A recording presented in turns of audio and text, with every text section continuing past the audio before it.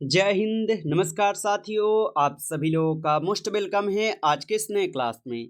साथियों, आज के इस क्लास में हम सभी लोग जो है पढ़ने वाले हैं एसएससी एमटीएस एग्जाम 2026 के लिए मोस्ट इम्पोर्टेंट प्रीवियस ईयर के क्वेश्चन को, जो कि साथियों आपके एसएससी एमटीएस के एग्जाम के लिए काफ़ी इम्पोर्टेंट है। तो आप सभी लोग जो इस क्लास को बिल्कुल अच्छी तरीके से लास्ट तक देखिएगा और इस क्लास में दिए जाने वाले इन सभी प्रश्नों को आप अच्छे से जरूर याद कर लीजिएगा, जिससे कि आप जो अपने एग्जाम में सभी क्वेश्चन को आसानी तरीके से बना पाएंगे। तो चलिए साथियों, क्लास को स्टार्ट करते हैं।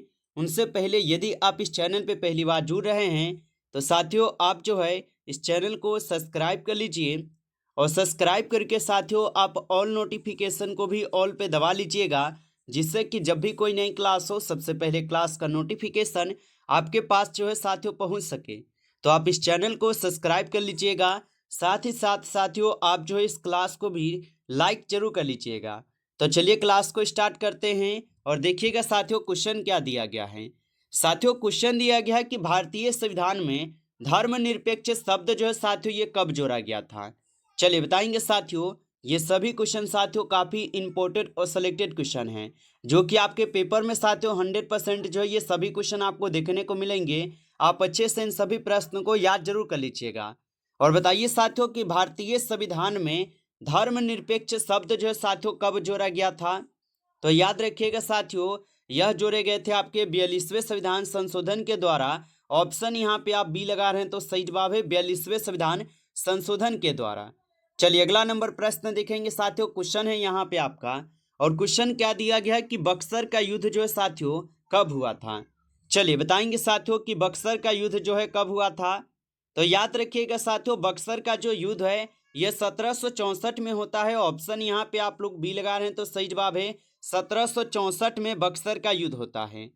अगला नंबर प्रश्न देखेंगे साथियों। प्रश्न है मानव शरीर में रक्त का थक्का जमाने में कौन सा यहाँ पे सहायक है। चलिए बताइएगा साथियों कि मानव शरीर में रक्त का थक्का जमाने में कौन सा यहाँ पे सहायक होगा। तो याद रखिएगा साथियों, यहाँ पे आपके हो जाएंगे प्लेटनेट। ऑप्शन सी कीजिएगा, सही जवाब प्लेटनेट हो जाएंगे। नेक्स्ट क्वेश्चन देखेंगे साथियों। क्वेश्चन है आपका कि स्थायी बंदोबस्त जो है ये किसने लागू किया था। चलिए बताएंगे साथियों कि स्थायी बंदोबस्त को किसने लागू किया था। तो याद रखिएगा साथियों, स्थायी बंदोबस्त को जो है लागू किए हुए थे आपके कॉर्नवालिस। ऑप्शन यहाँ पे आप लोग का सही जवाब है कॉर्नवालिस किए हुए थे। नेक्स्ट क्वेश्चन देखेंगे साथियों। क्वेश्चन यहाँ पे है नीति निर्देशक तत्व संविधान के किस भाग में है। चलिए बताएंगे साथियों। ये सभी क्वेश्चन जो है साथियों काफी इंपॉर्टेंट और वीवीआई सेलेक्टेड क्वेश्चन लिए गए हैं, जो आपके पेपर में साथियों 100% क्वेश्चन पूछे जाएं। तो आप अच्छे से इन सभी प्रश्न को जरूर याद करके ही जाइएगा। और बताइए साथियों कि नीति निर्देशक तत्व जो ये संविधान के किस भाग में होगा साथियों। तो याद रखिएगा साथियों ये भाग 4 में होगा। ऑप्शन यहाँ पे सी लगा रहे हैं तो सही जवाब है भाग 4 में है। अगला नंबर क्वेश्चन देखेंगे साथियों। क्वेश्चन है विटामिन डी की कमी से कौन सा यहाँ पे साथियों रोग होता है। चलिए बताइएगा साथियों विटामिन डी की कमी से कौन सा रोग होता है। तो याद रखेंगे साथियों विटामिन डी की कमी से जो है यहाँ पे रिकेट्स रोग होता है। ऑप्शन यहाँ पे 20 सही जवाब है, रिकेट्स रोग होता है। अगला नंबर क्वेश्चन देखेंगे साथियों। क्वेश्चन है, और क्वेश्चन है कि भारतीय राष्ट्रीय कांग्रेस की जो स्थापना है ये कब हुई थी। चलिए बताएंगे साथियों कि भारतीय राष्ट्रीय कांग्रेस की स्थापना कब हुई थी। तो याद रखेंगे भारतीय राष्ट्रीय कांग्रेस की स्थापना जो है 1885 में होती है। ऑप्शन यहाँ पे 20 सही जवाब है 1885 में। अगला नंबर क्वेश्चन देखेंगे साथियों। क्वेश्चन है पृथ्वी का सबसे आंतरिक भाग जो है साथियों कौन सा है। चलिए बताएंगे साथियों कि पृथ्वी का सबसे आंतरिक भाग जो है कौन सा है। तो साथियों पृथ्वी का सबसे आंतरिक भाग जो है यहाँ पे कोर होता है। ऑप्शन सी कीजिएगा, सही जवाब कोर होता है। अगला नंबर क्वेश्चन देखेंगे साथियों। क्वेश्चन है आपका कि राष्ट्रपति का कार्यकाल जो ये कितने वर्ष का होता है। चलिए बताइएगा साथियों कि राष्ट्रपति का जो कार्यकाल है ये कितने वर्ष का होता है। तो याद रखेंगे साथियों राष्ट्रपति का जो कार्यकाल है ये 5 वर्ष का होता है। ऑप्शन यहाँ पे बी आपका सही जवाब हो जाएंगे, 5 वर्ष का होता है, याद रखिएगा। अगला नंबर क्वेश्चन यहाँ पे आता है साथियों कि डीएनए की खोज से संबंधित वैज्ञानिक यहाँ पे कौन है साथियों। चलिए बताएंगे साथियों कि डीएनए की खोज से संबंधित वैज्ञानिक कौन हो जाएंगे। तो याद रखिएगा साथियों, डीएनए की खोज से संबंधित वैज्ञानिक जो है यहाँ पे आपके वाटसन और क्रिक हो जाएंगे। ऑप्शन सी कीजिएगा, सही जवाब वाटसन और क्रिक होगा।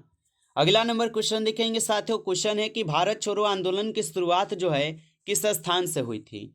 चलिए बताएंगे साथियों, भारत छोड़ो आंदोलन की जो शुरुआत हुई थी ये किस स्थान से हुई थी। तो साथियों, भारत छोड़ो आंदोलन की शुरुआत होती है आपके मुंबई से। ऑप्शन यहाँ पे बी सही जवाब है, मुंबई से होती है। अगला नंबर क्वेश्चन देखेंगे साथियों। क्वेश्चन है कि भारत में सबसे अधिक चाय उत्पादक किस राज्य में होता है। चलिए बताइएगा साथियों कि भारत में सबसे अधिक चाय उत्पादक जो है किस राज्य में होता है। तो याद रखिएगा साथियों, ये आपके असम में होते हैं। ऑप्शन सी सही जवाब है, असम में होता है। अगला नंबर क्वेश्चन देखेंगे साथियों। क्वेश्चन है कि मानव रक्त का सामान्य पीएच मान है। चलिए बताइएगा साथियों कि मानव रक्त का सामान्य पीएच मान कितना होगा। तो याद रखिएगा साथियों, मानव रक्त का सामान्य पीएच मान जो है यह होते हैं साथियों 7.4। ऑप्शन यहाँ पे आप लोग का सी सही जवाब है। अगला नंबर क्वेश्चन देखेंगे साथियों। क्वेश्चन है कि भारत का पहला यहाँ पे राष्ट्रपति कौन था। चलिए बताएंगे साथियों कि भारत के पहले राष्ट्रपति कौन थे।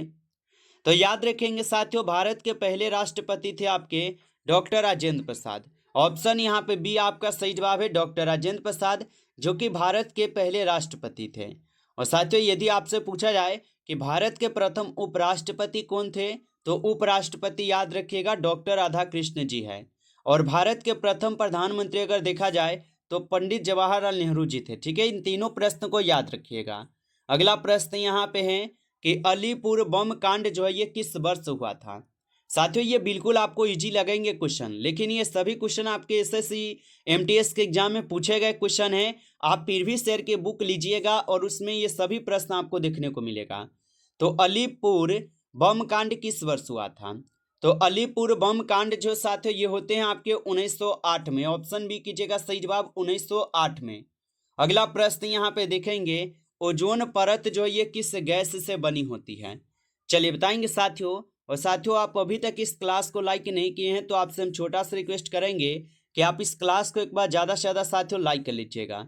नए जुड़े हैं चैनल पे तो आप इस चैनल को भी सब्सक्राइब करके आप ऑल नोटिफिकेशन को ऑल पे दबा के जुड़ जाइए, जिससे कि जब भी कोई नई क्लास हो सबसे पहले क्लास का नोटिफिकेशन आपके पास जो है साथियों पहुँच सके। तो आप इस चैनल को सब्सक्राइब कर लीजिए। और साथियों, यदि आपको पीडीएफ चाहिए रिवीजन के लिए तो आप कमेंट करके साथियों जरूर बताइएगा। और बताएंगे ओजोन परत किस गैस से बनी होती है। तो याद रखिएगा O3 से। ऑप्शन सी सही जवाब है, O3 से बनी होती है। अगला नंबर प्रश्न है यहाँ पे, भारतीय संसद के कितने सदन हैं। चलिए बताएंगे साथियों, भारतीय संसद के कितने सदन हैं। तो भारतीय संसद के साथियों यहाँ पे 2 सदन हो जाएंगे। कौन कौन से हैं, लोकसभा और राज्यसभा है। ठीक है, अगर सदन न पूछ के अगर आपसे अंग पूछा जाए तो अंग कितना बताइएगा, बताइए आप लोग। अगर अंग में देखा जाए तो 3 होते हैं। कितना होते हैं, 3 होते हैं। कौन कौन, लोकसभा, राज्यसभा और एक राष्ट्रपति भी होते हैं। ठीक है, तो याद रखिएगा ये तीनों होते हैं अंग। आगे देखिए प्रश्न यहाँ पे है आपका, यूरिया का निर्माण मानव शरीर में कहाँ होता है। चलिए बताएंगे साथियों कि यूरिया का निर्माण जो है साथियों मानव शरीर में कहाँ होता है। तो याद रखिएगा यूरिया का निर्माण जो है साथियों मानव शरीर में यकृत में होते हैं। ऑप्शन यहाँ पे बी सही जवाब है, यकृत में होते हैं। अगला नंबर प्रश्न देखेंगे साथियों। प्रश्न है आपका, और प्रश्न क्या है कि 1857 की क्रांति का नेतृत्व जो है झांसी में किसने किया था। चलिए बताएंगे साथियों, 1857 की क्रांति का नेतृत्व जो है झांसी में किसने किया था। तो याद रख लीजिएगा साथियों, रानी लक्ष्मीबाई जी करते हैं। ऑप्शन यहाँ पे आप बी लगा रहे हैं तो सही जवाब है, रानी लक्ष्मीबाई किए थे। अगला नंबर प्रश्न देखेंगे कि ध्वनि की आवृत्ति की इकाई क्या है। चलिए बताइए साथियों कि ध्वनि की आवृत्ति की इकाई क्या होगा। तो याद रखिएगा साथियों, ध्वनि की आवृत्ति की जो इकाई है साथियों यहाँ पे आपके हर्ज होते हैं। ठीक है, क्या होते हैं, हर्ज होते हैं। ऑप्शन बी सही जवाब होगा। अगला नंबर क्वेश्चन देखिएगा, भारत की सबसे लंबी नदी साथियों कौन सी है। ये 2011 के पेपर में भी साथियों पूछा गया क्वेश्चन है। ठीक है, 2011 और 2016। ठीक है, 2016 आप प्रीवियस ईयर के बुक उठाकर देखेंगे साथियों, ये दोनों प्रश्न पूछे गए हैं। ठीक है, तो ये 2 बार पूछे गए देखे हैं, 2011 और 16 में पूछा गया है। और भारत की सबसे लंबी नदी तो आपको पता होगा, गंगा जो ये भारत की सबसे लंबी नदी है। ऑप्शन सी है सही जवाब। आगे देखिएगा, प्रश्न यहाँ पे है कि लोकसभा का अधिकतम सदस्य संख्या जो साथियों कितनी है। चलिए बताएंगे, लोकसभा का अधिकतम सदस्य संख्या कितनी है। तो अधिकतम पूछा है साथियों लोकसभा का, तो लोकसभा का अधिकतम 552 होता है। ऑप्शन यहाँ पे बी कीजिएगा, 552 होता है साथियों, आप याद रखेंगे। चलिए अगला प्रश्न देखेंगे। प्रश्न है आपका, भारत का लेनिन जो है साथियों किसे कहा जाता है। चलिए बताइएगा, भारत का लेनिन जो है साथियों किसे कहते हैं। तो भारत का लेनिन जो है साथियों हम सभी लोग भगत सिंह को कहते हैं। ऑप्शन यहाँ पे बी सही जवाब है, भगत सिंह को कहते हैं। आगे देखेंगे साथियों, प्रश्न यहाँ पे है कि पेनिसिलिन की खोज जो है किसने की थी, सॉरी किस वर्ष हुई थी ये पूछा है। तो पेनिसिलिन की खोज जो है साथियों यह की जाती है आपके 1928 में। ऑप्शन सी यहाँ पे सही जवाब है, 1928 में की जाती है। अगला नंबर प्रश्न देखेंगे साथियों, भारत का सबसे बड़ा यहाँ पे डेल्टा है। चलिए बताएंगे साथियों कि भारत का सबसे बड़ा डेल्टा कौन सा है। तो याद रखिएगा साथियों, भारत का सबसे बड़ा डेल्टा जो है यहाँ पे साथियों गंगा हो जाएंगे। ऑप्शन यहाँ पे बी कीजिएगा, गंगा जो है साथियों ये भारत का सबसे बड़ा डेल्टा है। अगला नंबर प्रश्न देखेंगे साथियों, प्रश्न है कि मौलिक कर्तव्य जो ये किस संशोधन से साथियों जोड़े गए हैं।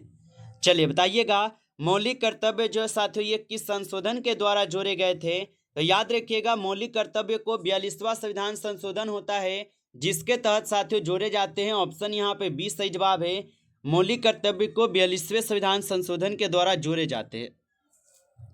चलिए आगे देखिएगा, अगला प्रश्न है साथियों यहाँ पे आपका, और प्रश्न क्या दिया गया कि स्वराज पार्टी की स्थापना कब हुई थी। चलिए बताएंगे, स्वराज पार्टी की स्थापना कब होती है। तो स्वराज पार्टी की स्थापना होती है 1923 में। कब होती है, 1923 में होती है, याद रखेंगे। अगला नंबर प्रश्न साथियों यहाँ पे कि ब्रह्मपुत्र नदी जो ये किस देश से निकलती है। चलिए बताएंगे साथियों, ब्रह्मपुत्र नदी जो ये किस देश से निकलती है। तो याद रखेंगे साथियों, ब्रह्मपुत्र नदी जो है ये चीन से निकलती है। ऑप्शन सी सही जवाब है, चीन से निकलती है। आगे देखेंगे साथियों, प्रश्न यहाँ पे है कि इंसुलिन हार्मोन किस रोग से संबंधित है।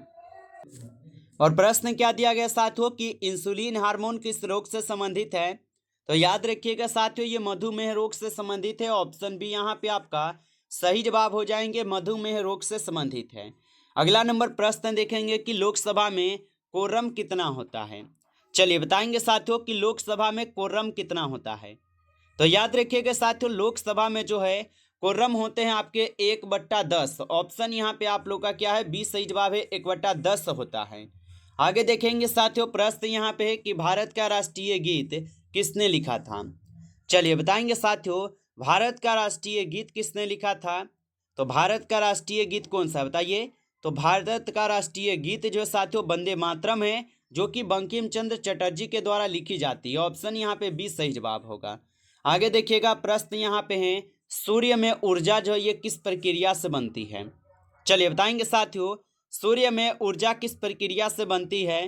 तो साथियों सूर्य में जो ऊर्जा होती है ये संलयन प्रक्रिया के द्वारा बनती है। ऑप्शन यहाँ पे 20 सही जवाब है, संलयन प्रक्रिया के द्वारा। अगला नंबर प्रश्न है साथियों यहाँ पे, भारत का सबसे बड़ा यहाँ पे तेल क्षेत्र कौन सा है। चलिए बताइएगा कि भारत का सबसे बड़ा तेल क्षेत्र कौन सा है। तो याद रखेंगे साथियों, मुंबई हाई जो है ये भारत का सबसे बड़ा तेल क्षेत्र है। ऑप्शन यहाँ पे 20 सही जवाब है, याद रखेंगे। अगला नंबर प्रश्न यहाँ पे है कि संविधान की प्रस्तावना में कितने आदर्श हैं। चलिए बताएंगे कि संविधान की प्रस्तावना में कितने आदर्श होगा। तो संविधान की प्रस्तावना में कुल 5 आदर्श दिए गए हैं। ऑप्शन यहाँ पे 20 सही जवाब है। अगला नंबर प्रश्न देखेंगे कि जल का क्वथनांक जो है साथियों कितना होता है। चलिए बताइएगा, जल का क्वथनांक जो है साथियों कितना होता है। तो याद रखेंगे, जल का क्वथनांक जो है साथियों 100 डिग्री सेल्सियस होते हैं। ऑप्शन सी सही जवाब है, 100 डिग्री सेल्सियस होते हैं। नमस्कार साथियों, इस क्लास में आपके टॉप 35 क्वेश्चन थे जो कि काफ़ी इंपॉर्टेंट और सेलेक्टेड क्वेश्चन थे ये सभी क्वेश्चन। साथियों यदि आपको क्लास अच्छा लगा हो तो आप इस क्लास को साथियों एक बार ज़्यादा से ज़्यादा लाइक कर लीजिएगा। नए जुड़े हैं चैनल पे तो आप इस चैनल को भी सब्सक्राइब करके आप ऑल नोटिफिकेशन को ऑल पे दबा के जुड़ जाइए, जिससे कि जब भी कोई नई क्लास हो सबसे पहले क्लास का नोटिफिकेशन आपके पास जो है साथियों पहुँच सके। तो आप इस चैनल को सब्सक्राइब जरूर कर लीजिएगा। चलिए फिर मिलते हैं आपसे नेक्स्ट टॉपिक के साथ नेक्स्ट क्लास में। तब तक के लिए जय हिंद, जय भारत।